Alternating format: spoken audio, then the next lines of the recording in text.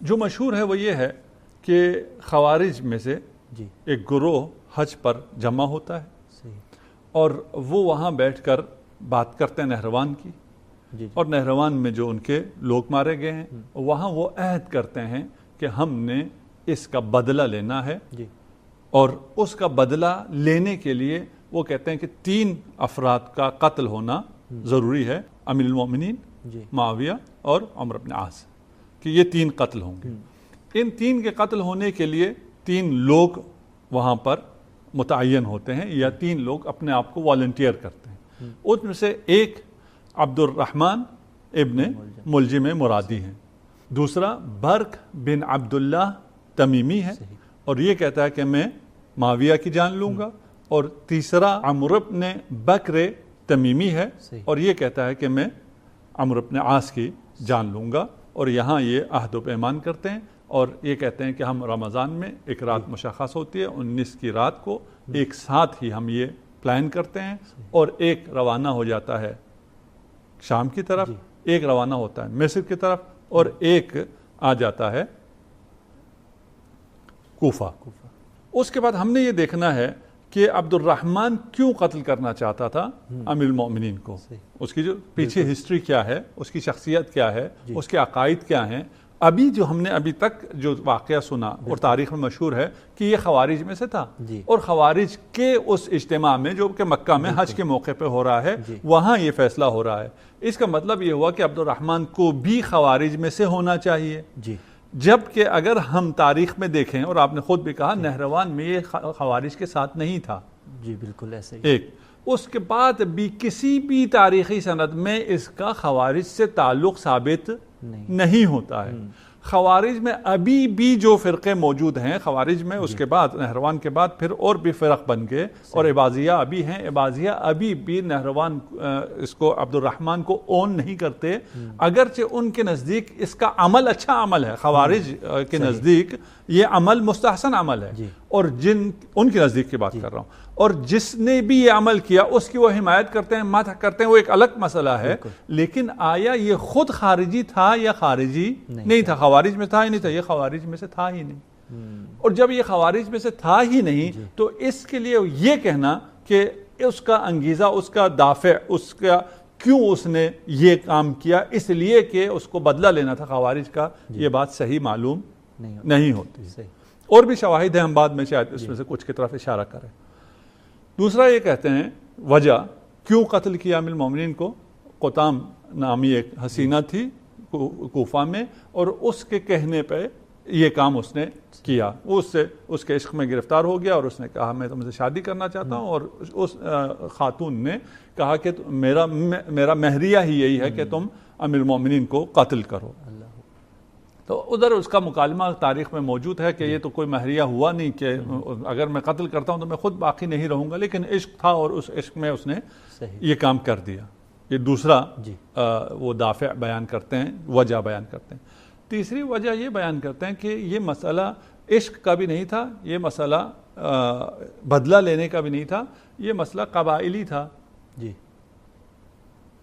بنی مراد کو مشکل تھی امیر المومنین سے، اور یہ بنی مراد کا بندہ تھا، کیونکہ بنی مراد کے بہت سے افراد قتل ہوئے جو جنگیں ہوئی ہیں، تو نہروان بھی ہے، صفین بھی ہے، باقی بھی، اور ان تمام چیزوں کی وجہ سے بنی مراد کو مشکل تھا۔ اسی لیے کہتے ہیں کہ شب ضربت بنی مراد کا ایک آدمی آ کے امیر المومنین کو خبردار کرتا ہے کہ ہمارے قبیلے والے آپ کو قتل کرنا چاہتے ہیں، آپ کو شہید کرنا چاہتے ہیں، آپ ذرا ہوشیار رہیے۔ بس یہ 2-3 چیزیں تاریخ میں جو آتی ہیں، طبری نے آ کے ان تینوں کو جمع کیا ہے، یہ بھی تینوں اقوال، تینوں وجوہات کو، اقوال نہیں وجوہات، یہ تینوں وجوہات جمع ہو گئی۔ مکہ میں وہ نشست ہوئی اور وہاں پہ ابن ملجم مرادی نے یہ فیصلہ کیا اور وہ آ گیا کوفہ۔ کوفہ جب آیا قتل کرنے کے لیے امیر المومنین کو، وہاں وہ عشق میں گرفتار ہو گیا اور وہ بھول گیا جو اس نے وہاں وعدہ کیا تھا، وہ بھول گیا اور عشق میں گرفتار ہو گیا، اور اس سے جب آگے بات چلی اور پھر اس کی طرف سے یہ ڈیمانڈ آئی تو پھر یہ دوسری وجہ بھی شامل ہو گئی، اور جب وہ قتل کرنا چاہا تھا، فیصلہ نہیں کر پا رہا تھا، تو ادھر سے اپنے قبیلے والوں سے بھی آ گئی بات کہ قبیلے والوں نے بھی کہا کہ ہم نے اس شخصیت کا خاتمہ کرنا ہے۔ تو یہ تینوں چیزیں مل گئیں جس کی وجہ سے ابن ملجم نے یہ انتہائی قدم اٹھایا قبلہ ان تینوں وجوہات میں سے سالڈ وجہ کون سی ہے؟ ہاں یہ تین وجوہات میں سے جی ابھی ہم آگے چلتے ہیں، دیکھیے صحیح ٹھیک ہے نا کہ یہ وجوہات ہیں بھی یا نہیں ہیں، صحیح ٹھیک ہے نا. جی اور اب دوبارہ ہم آ جاتے ہیں صحیح کہ تین لوگ تھے جی اور یہ تین میں سے عبد الرحمن، برق صحیح اور عمر، یہ تین ہیں، یہ تین ڈیسٹینیشنز ہیں، وہاں گئے، کہانی اسی طرح چل رہی ہے. بالکل ایک کیریکٹر جو آیا ہے کوفہ میں اس نے اپنا کام کر دیا، صحیح وہ یہاں ہے. باقی دو کدھر گئے؟ تاریخ میں اگر ہم باقی دو کو ڈھونڈ لیں جی اور ہمیں ان دو کا پتہ مل جائے جی کہ برق نے کیا کیا، عمر نے کیا کیا، تو پھر ہمیں واضح ہو جائے گا کہ اس میں سے ان تین میں سے کون سی وجہ جی صحیح ہے یا کون سی وجہ زیادہ قوی ہے. جی اور اس کا سمجھنے کے لیے ہمیں پھر تاریخ کے تمام جوانب کا مطالعہ کرنا جبکہ ہوگا. جو ارادہ انہوں نے پہلے کیا تھا وہ پورا بھی نہیں ہوا تاریخ کے اندر، جن دونوں شخصیات کو قتل کرنا چاہا وہ قتل نہیں ہوئے، ایک ہی شخصیت قتل ہوئی ہے. اور اب آپ تاریخ میں کسی چیز کو بھی دیکھنا ہو تو جھوٹے کا حافظہ نہیں ہوا کرتا. وہ ایک جگہ ایک کڑی تو لکھ دے گا جہاں اس نے اپنے مقصد کے لیے لکھنا ہوگا اور باقی کڑیاں وہ نہیں جوڑ پائے گا. جی تو ابھی ہمیں یہ کڑیاں جوڑنا ہوگا اور ہمیں دیکھنا ہوگا کہ یہ برق اور عمر کہاں گئے، ان کے ساتھ کیا ہوا. جی جی جب ہم ان کے پیچھے جاتے ہیں تو ہمیں تاریخ میں برق اور عمر نظر نہیں آتے، وہاں ہمیں اختلاف مل جاتا ہے. کچھ کہتے ہیں کہ یہ جو تین کیریکٹر تھے وہ تین بھائی تھے، یعنی تینوں ابن ملجم تھے. ایک قیس، ایک عبد الرحمن تھا، ایک قیس تھا، ایک یزید تھا. بس باقی دو جو کریکٹر ہیں، یہ جو اجتماع ہوا ہے مکہ میں، یہ جو داستان ہے، اس داستان کے مطابق وہ باقی دو کریکٹر ہمیں چاہیے، وہ باقی دو کریکٹر نہیں ملتے. صحیح اس روایت میں ملتے ہیں جو ہم نے ایک روایت آپ کے سامنے پیش کی.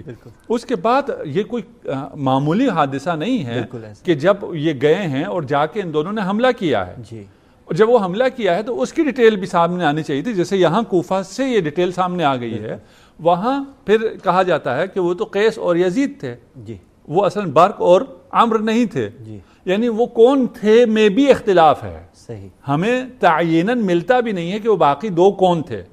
اور جو لوگ یہ روایت آتی ہے کہ یہ قیس اور یزید اور عبد الرحمن تھے، تینوں ابن ملجم تھے، یعنی پھر تو تینوں ابن ملجم ہو گئے جب بھائی ہو گئے، ملجم کے بیٹے تھے. ابن ملجم کا مطلب ملجم کے بیٹے، ملجم کے یہ تین بیٹے تھے اور اس کا باپ ان کے خلاف تھا کہ یہ کام تم نے نہیں کرنا. اس کی فیملی میں یہ ڈسکس ہوا تھا، لیکن اس کی ماں حمایتی تھی اور ماں ان کو تشجیع کرتی تھی، حوصلہ دیتی تھی اور اس کو ابھارتی تھی کہ تم تینوں نے یہ کام کرنا ہے اور یہ بہت مقدس مشن ہے وغیرہ جو بھی ہے.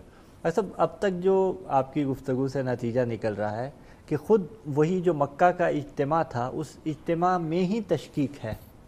جی ہم یہی عرض کر رہے ہیں نا، اگر وہ اجتماع کو صحیح لیا جائے اور ادھر سے کہانی کو آگے چلایا جائے تو پھر باقی اس کی کڑیاں بھی ہمیں ملنی چاہیے. بالکل ہم کہہ رہے ہیں کہ باقی دو افراد ہی مشکوک ہیں، بالکل ان کے ناموں میں ہی وہ ہے. اس کے بعد پھر ہوا واقعہ یا نہیں ہوا، یعنی کوفہ میں تو ہوا، لیکن یہ جو کوفہ میں ہوا اس کی کڑی ملائی جا رہی ہے مکہ سے. مکہ کے واقعے کے بعد ہم پھر تلاش کرتے ہیں اس کو، ہم مسلم کیونکہ مشہور ہے تو ہم اس کو مسلم لیتے ہیں. اس کو مسلم لینے کے بعد پھر ہم کہتے ہیں اچھا اس کی وجہ یہ تھی اور یہ نہیں تھی. ہم کہہ رہے ہیں وہ تو اصلا وہاں مکہ کا کوئی واقعہ ہوا ہی نہیں ہے، اس لیے کہ یہ خارجی ہی نہیں ہے. خوارج کے اجتماع میں ابن ملجم عبد الرحمن ابن ملجم کا جانا بنتا ہی نہیں ہے کیونکہ یہ خارجی ہی نہیں ہے. یہ جب کوفہ آیا ہے تو بھی یہ کسی خارجی کے پاس نہیں گیا، اس کا کسی خوارج سے رابطہ نہیں تھا. یہ کہاں سویا، ہم پہنچتے وہاں. تو بس یہاں وہ اجتماع اور اس کا خارجی کہنا اور خوارج کا یہ عمل کہنا، یہاں تک یہ تو بات ہمیں سمجھ میں نہیں آ رہی ہے. اس کے بعد یہ جو باقی دو کردار گئے ہیں وہ کردار ہی ہمیں نہیں مل رہے ہیں. اچھا وہ برق تھا، وہ قیس تھا، وہ یزید تھا، وہ عمر تھا، جو بھی تھا. ہم کہتے ہیں چلے نام میں وہ ہوا، نام تاریخ نے درج نہیں کیا، لیکن ہوا کیا تین نکلے ہیں. تین میں سے ایک اپنے مقصد میں کامیاب ہو جاتا ہے، باقی دونوں اپنے مقصد میں کامیاب نہیں ہوتے. اور وہ جو شام گیا ہے وہ حملہ کرتا ہے، اور وہ کب حملہ کرتا ہے؟ جب معاویہ نماز پڑھانے کے لیے جا رہا ہے مسجد کی طرف، اور اس نے جب تلوار نکالی حملہ کیا تو تمام بزدلوں کی طرح اس نے پشت کر لی. اور پھر یہ بھی ایک نقل ہے، صرف یہ بھی مسلم نہیں ہے. کوئی کہتا ہے نہیں جی وہ حالت سجدہ میں تھا اور حالت سجدہ میں جب پیچھے سے وار ہوا تو اس نے اپنا سر بچا لیا اور اس کو فلان جگہ ران پر زخم آیا. تیسرا کہتا ہے کہ وہ نماز میں اس دن آیا نہیں تھا. بہت سے اس اضطراب پایا جاتا ہے کہ یہ جو اغتیال کا واقعہ ہے، جو کوشش ہوئی ہے اسیسینیشن کی، یہ کیسے ہوئی، کب ہوئی، اس کا کیا ہوا. اس کے بعد معاویہ کو جب اتنا گہرا زخم لگ گیا ہے ران پر، اس زخم کو کیسے ٹھیک کیا گیا. کہتے ہیں وہ بہت بزدل تھا، وہ جراحت کے لیے سینا پڑتا ہے. تو وہ پوچھا طبیب نے کہ میں سیوں یا کیا کروں. اس نے کہا نہیں، مجھے شربت پلا دو، شربت سے میں ٹھیک ہو جاؤں گا. اور یہ پہلی جراحت ہے جو شربت پینے سے ٹھیک ہو رہی ہے. تو یہ یہاں آئیے مصر چلتے. مصر کون گیا؟ کوئی پتہ نہیں کون گیا. اچھا، اس کے بعد پھر اس کے تو ران پہ بھی کوئی زخم نہیں آیا عمر ابن عاص کے. صحیح، بالکل. یہاں تو ایک ران کا زخم ہے، اور اس ران کا زخم جو ہے وہ تلوار کا کاری ضرب ہے. وہ بعد میں جب کوئی تاریخ میں دکھا نہیں سکتے تو کہتے ہیں ایک دوائی پی اس نے، ایک شربت ایسی پی جس سے وہ زخم ہی صحیح ہو گیا. اچھا، یہاں پھر ہمیں مصر میں زخم چاہیے اور زخم کے بعد کوئی دوا چاہیے. تو کہتا ہے نہیں، اس دن عمر ابن عاص کے پیٹ میں شدید درد تھا تو وہ نماز پڑھانے کے لیے نہیں آ سکے صبح. تو وہ نہیں آ سکے تو پھر کیا ہوا؟ تو انہوں نے اپنے کسی شخص کو، کسی اور صحابی کا نام مجھے اب ذہن میں نہیں ہے، اس کو اپنی جگہ بھیج دیا، اور وہ دیکھنے میں عمر عاص لگتا تھا. اب دیکھیے کتنے اتفاقات. اور یہ بالکل فلم وہی چل رہی ہے جو آج کل ہالی ووڈ یا بالی ووڈ بناتا ہے. صحیح، ٹھیک ہے نا، کہ وہ جناب اس کے پیٹ میں بھی درد ہو رہا ہے، وہ نہیں آ پا رہا ہے، اس کی جگہ جو آ رہا ہے وہ اس کا قد کاٹ بھی بالکل اسی کی طرح ہے، اس کا حلیہ بھی بالکل اسی کی طرح ہے، اور یہ جو اس کا قاتل اس کی ریکی میں ہے، دیکھ رہا ہے، جانتا ہے، وہ نہیں پہچان سکا اور اس نے اس غریب صحابی کو قتل کر دیا. اگر قتل ہوا بھی تو ہے کہاں، وہ کون تھا؟ بالکل وہ قتل ہو گیا، یہ بچ گیا. صحیح، یہ دو بچ جاتے ہیں، اور وہ ایسے اتفاقات ہوتے ہیں، اور ان کو قتل کرنے والا کون ہے ان کی کوئی عطا پتہ نہیں ملتا ہے. اور ایک عبد الرحمن ان 3 کریکٹرز میں سے جو مکہ سے چلا ہے اس سٹوری کے مطابق، یہ ایک اپنے مقصد میں کامیاب ہو جاتا ہے. اس کا مطلب آغا صاحب یہ بات تو طے ہوگی کہ یہ خوارج نہیں تھے. ہاں، یعنی جو عبد الرحمن ابن ملجم نے عمل کیا ہے وہ خود بھی خارجی نہیں تھا، خوارج کی طرف سے نہیں تھا، اور یہ حملہ خوارج کی طرف سے نہیں تھا، اور یہ کسی ایک فرد کا عمل نہیں تھا. جی، اللہ اکبر. یہ کہانیاں کیوں بنائی گئی ہیں؟ یہ کہانیاں اس لیے بنائی گئی ہیں کہ کچھ لوگوں کو بری و ذمہ کرنا تھا. جی، اصل لوگوں کو لوگوں کو ان پہ پردہ ڈالنا ہے، اور پھر خوارج پر ڈال دیا. خوارج کو سب کے لیے کوئی مشکل نہیں ہے. آج کل بھی جس کو بھی آپ دہشت گرد کہنا چاہیں اس کو آپ خارجی کہہ دیتے ہیں، خوارج کہہ دیتے ہیں، بہت آسانی سے کہہ دیتے ہیں. تو اس لیے وہ ایک آسان ٹارگٹ تھا، سافٹ ٹارگٹ تھا، ان کے لیے کوئی مشکل بھی نہیں تھا. یہ ذمہ داری ساری وہاں ڈال دی گئی. ہم کہتے ہیں اگر یہ خارجی تھا، خوارج میں سے تھا، اور جب یہ مدینہ آیا ہے، کوفہ میں آیا ہے، تو پھر وہاں اس کا رابطہ خوارج سے کیوں نہیں تھا؟ وہ کہاں رہا اس رات کو؟ وہ کہاں سویا؟ اللہ اکبر، یہ اہم ہے. بالکل، وہ رات جہاں سویا ہوگا وہاں سے پھر کڑیاں ملیں گی کہ یہ اس کا کس نے اس کو بھیجا تھا، کس نے اس کو فیسیلیٹیٹ کیا تھا، اس کے سہولتکار کون تھے، اس قتل کے پیچھے کون تھے. وہ آتا ہے، آ کے اشعث کے گھر میں رکتا ہے، ابن قیس کندی، اشعث ابن قیس کندی کے. صحیح. اور صبح، کیونکہ بندہ انتہائی فضول قسم کا آدمی تھا، نمازی تو تھا نہیں، وہ صبح نماز کے وقت پہ نہیں جاگتا ہے تو اشعث اسے اٹھاتا ہے. بالکل، اٹھو. وہ کیوں اٹھا رہا ہے؟ کیونکہ اس کو علم ہے کہ اس نے کیا کرنا ہے. اس کے گھر آ کے رکا ہے، اس کو نماز کے لیے اٹھا کر بھیج رہا ہے. اشعث اس قتل کے پیچھے ایک وہ کردار ہے جس کے اوپر پردہ ڈالا جاتا ہے، جس کو نمایاں نہیں کیا جاتا. جبکہ امام جعفر صادق علیہ السلام سے صریح روایت ہے کہ اشعث علی ابن ابی طالب کے قتل کا اصل محرک ہے، اس کے پیچھے اشعث ہے. اچھا، اشعث کیوں ہے؟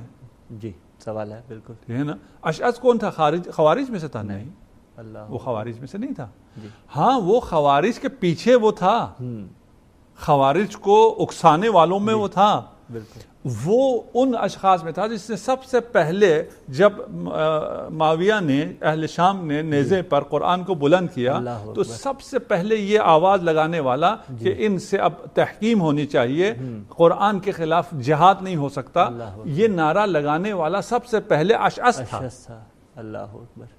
اور جب روک دیا گیا جنگ کو اور جنگ نہیں ہونے دی گئی اور اس کے بعد تحکیم کا ہوا تو لا حکم الا للہ کہنے والا سب سے پہلے نعرہ بلند کرنے والا بھی اشعث ہے. اللہ اکبر. یہ خوارج میں سے نہیں ہے. تو یہ کون ہے؟ اشعث کو پھر پہچاننے کی ضرورت ہے کہ اشعث کون ہے اور یہ کیوں یہ کر رہا ہے, یہ سازش کیوں کر رہا ہے, یہ اس قتل پہ کیوں ایک شخص کو آمادہ کر رہا ہے, کیوں فیسلیٹیٹ کر رہا ہے. تو اشعث والی عثمان تھا آذربائیجان میں. بالکل. اس کے بعد جب امیر المومنین تشریف لاتے ہیں خلافت ظاہریہ میں تو بہت سے ان لوگوں کی طرح جو بنی امیہ جو مراعات لے رہی تھی ان کو عزل کیا. ان میں سے ایک یہ اشعث بھی ہے. اس کے پاس اتنا مال تھا, کہتے ہیں کہ سل سے کوفہ اس کی ملکیت تھی. 1/3 کوفہ, جہاں کا وہ والی تھا وہاں اس کی کتنے کرپشن تھی. اللہ اکبر. اس کا کیا حال ہے. اب جب اس کرپشن کو ختم کیا اور اس کو اس سے عزل کیا تو پھر اس کے مقابلے میں یہ جا کے پھر پہلے بھی بنی امیہ کے ساتھ تھا. میں نے پہلے یہ والی ہے آذربائیجان اس لیے بیان کیا کہ اس کا تعلقات تھے, بلکہ بنی امیہ کے عواملین میں سے تھا, اس کے والی تھا. تو اس کی وجہ سے اس کے تعلقات تھے شام کے ساتھ, معاویہ کے ساتھ, اور یہ سارا قتل اس کے پیچھے بنی امیہ ہے. اللہ اکبر.